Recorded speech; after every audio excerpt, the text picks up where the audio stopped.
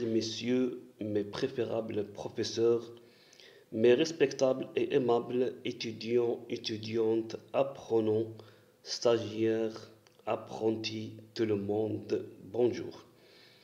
Dans cette nouvelle séance ou dans cet nouvel épisode, nous continuerons notre thème intitulé La gestion de la trésorerie dans une entreprise. Donc, dans la séance passée ou dans l'épisode précédent, nous avons entamé, abordé, évoqué, expliqué le sous-thème intitulé Les éléments d'analyse de la trésorerie.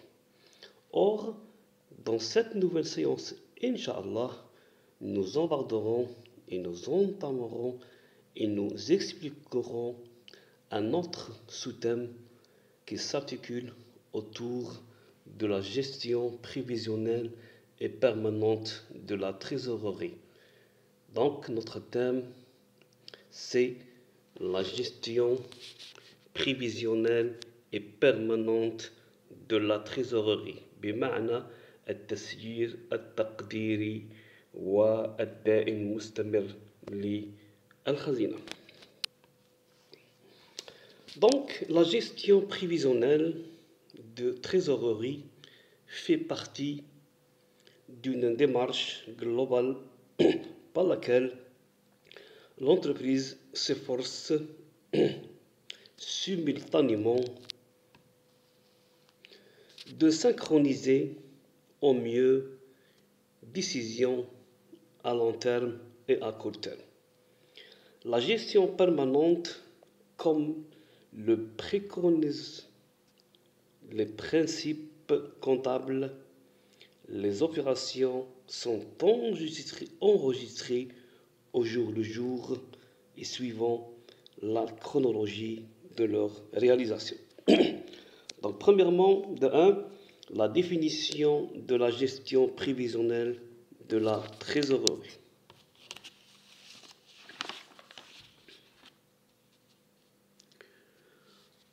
Donc, la gestion prévisionnelle de la trésorerie est une discipline au même titre que les autres disciplines de la gestion au sein de l'entreprise. Elle consiste à prévoir, à faire des choix qui engagent l'entreprise pour plusieurs années.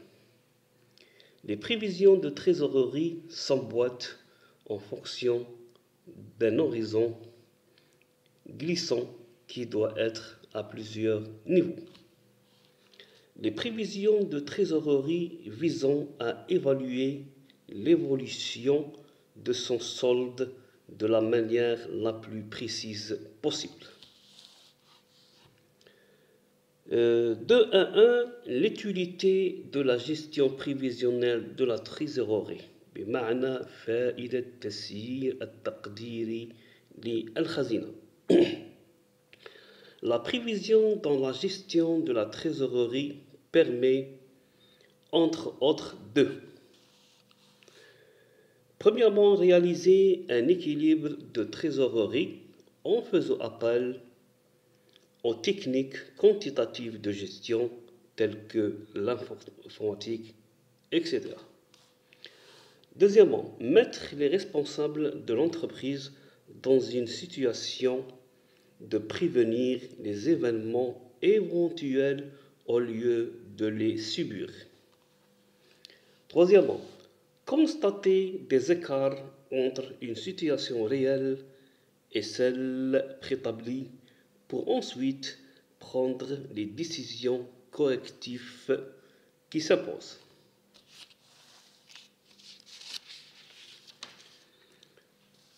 2.1.2. Les outils de la gestion prévisionnelle de la trésorerie. Les outils de la gestion prévisionnelle de la trésorerie, ça veut dire يعني أدوات تسيير التقديري للخزينة. Donc le trésorier doit pouvoir à tout moment surveiller et prévoir l'évolution de la trésorerie de l'entreprise pour bien remplir sa mission. Il doit se servir des outils indispensables à l'obtention du résultat escompté. En principe, l'unité de temps requise pour établir des prévisions est l'année, le mois, voire la journée. On distingue ainsi entre, premièrement, les prévisions à long et moyen terme à travers le plan de financement. Deuxièmement, les prévisions à court terme à travers le budget de trésorerie et le plan de trésorerie. Troisièmement, des prévisions à très court terme à travers la fiche de suivi de la trésorerie au jour le jour. Deuxièmement, définition de la gestion permanente de la trésorerie. Définition de la gestion permanente de la trésorerie بمعنى تعريف التسيير المستمر أو الدائم للخزينة.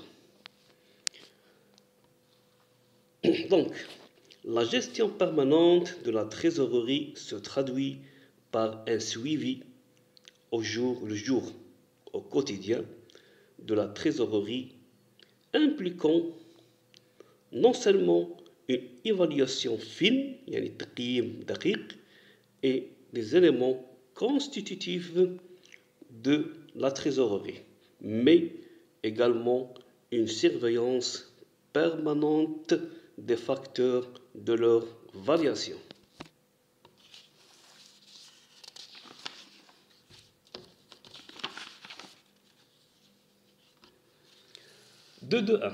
L'utilité de la gestion permanente de la trésorerie بمعنى فائدة التسيير الدائم للخزينة.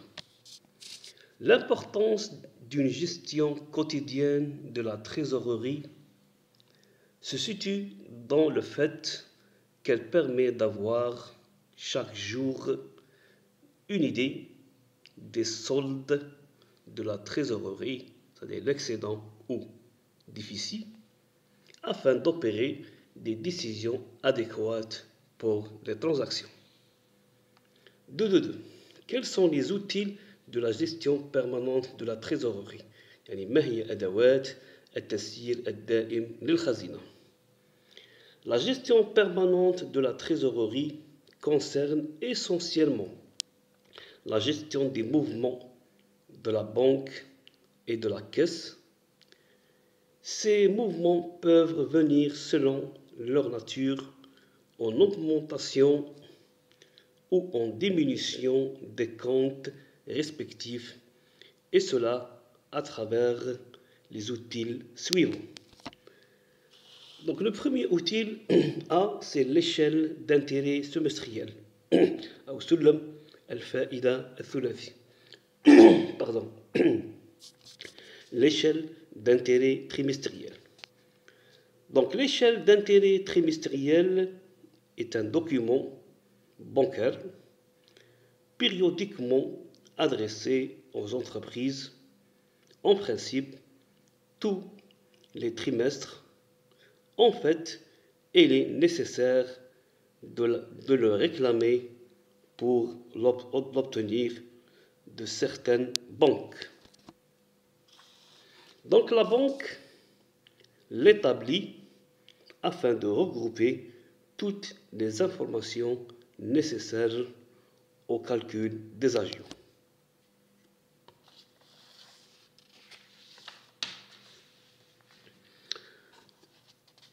Donc, l'échelle d'intérêt constitue l'instrument de base pour la vérification du calcul des agios facturés par la banque à l'entreprise.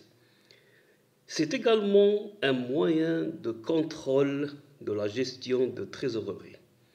Cette technique peut également être reprise en entreprise pour l'évaluation de tous les comptes banques, permettant ainsi un suivi en temps réel de la trésorerie sous forme d'un tableau. La structure du tableau d'échelle d'intérêt trimestriel. يعني ما هو هيكل أو بنية جدول السلم الفائدة الثلاثي. Elle se présente sous la forme d'un tableau qui fait apparaître les positions des capitaux en compte, débit ou crédit, les jours courus en date de valeur, les nombres correspondants, les intérêts débiteurs et créditeurs selon les cas, et les soldes effectifs des comptes. Les titres et les effets négociables, quant à eux, en dehors du fait qu'ils se répercutent généralement sur les comptes banques, font l'objet d'un contrôle permanent qui permet une lucidité quant aux échéances associées. Maintenant, on va vous montrer une présentation du tableau d'échelle d'intérêt trimestriel. Donc, c'est la présentation.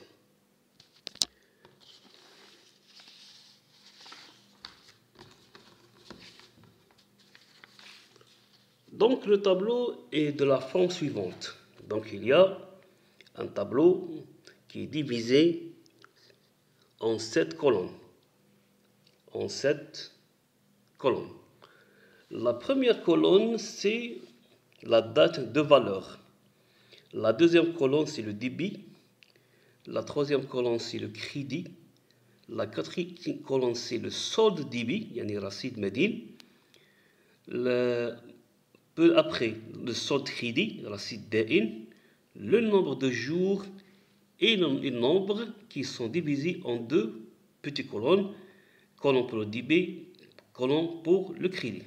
Donc, on va récapituler la date de valeur, le débit, le crédit, solde débit, le solde crédit, le nombre de jours, les nombres débit et crédit.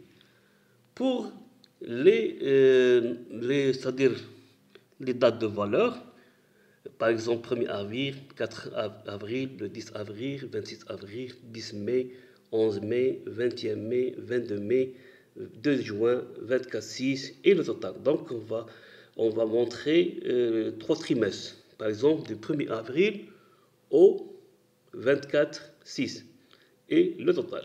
Donc c'est ça le tableau de l'échelle d'intérêt trimestriel. Donc quelques remarques concernant ce tableau. Donc, les intérêts débiteurs sont calculés à partir du total des nombres débiteurs. Les nombres débiteurs sont obtenus en multipliant chaque solde débiteur ou découvert par le nombre de jours correspondants. Troisièmement, les soldes créditeurs ou excédents sur compte permettent de déterminer les nombres créditeurs. Toutefois, ceux-ci sont sans utilité. Les banques ne rémunéreront pas les soldes créditeurs.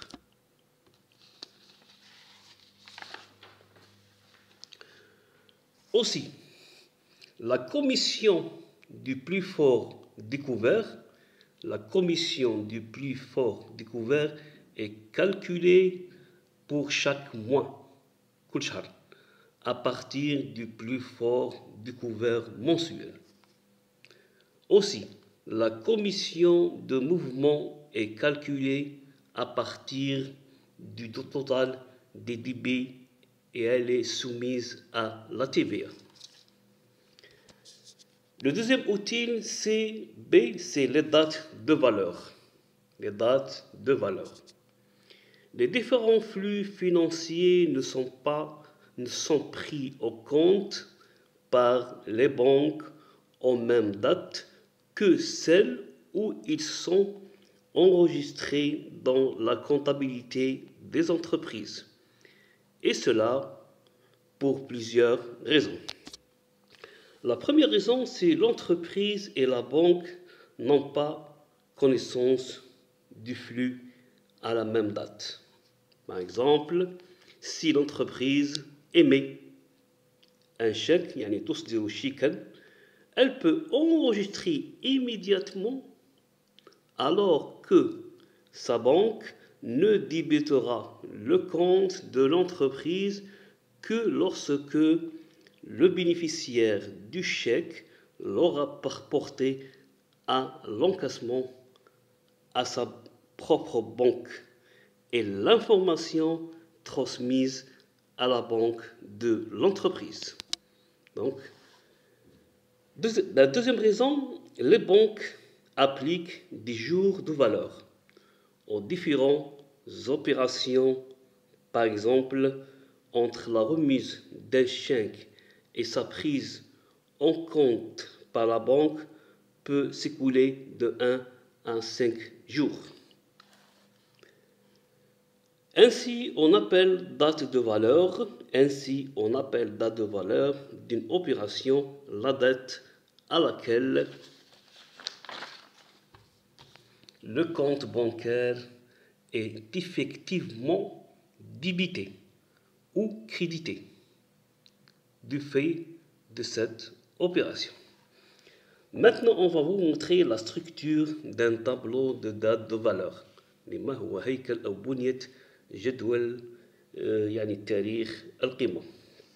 Donc, le tableau est divisé en deux parties. La première colonne, c'est l'opération. La deuxième colonne, c'est la date de valeur. Par exemple, la première opération, le retrait d'espèces. Donc, la date, c'est la date d'opération moins un jour calendaire. Le virement émis. La date d'opération moins un jour calendaire. Les effets domiciliés. Veille de l'échéance. Le versement d'espèces. La date d'opération plus un jour calendaire. Les virements reçus. La date d'opération plus un jour calendaire. L'effet à l'escompte. La date de remise plus un jour calendaire. Effet à l'encaissement. La date d'échéance plus 4 jours calendaire. Chèque sur place. La date de réception plus 2 jours ouvrés. Donc c'est ça, c'est les structures d'un tableau de date de valeur. Enfin, on vous remercie de votre suivi, de votre attention et de votre patience. Nous espérons que ces notions et ces règles sont bien maîtrisées, comprises et assimilées. Aussi, on vous remercie aussi de votre soutien. Dans la séance prochaine, Inch'Allah, on abordera un autre thème concernant les flux et les prévisions de trésorerie. Merci beaucoup. C'était avec vous le professeur Monsieur Kefif Mohamed.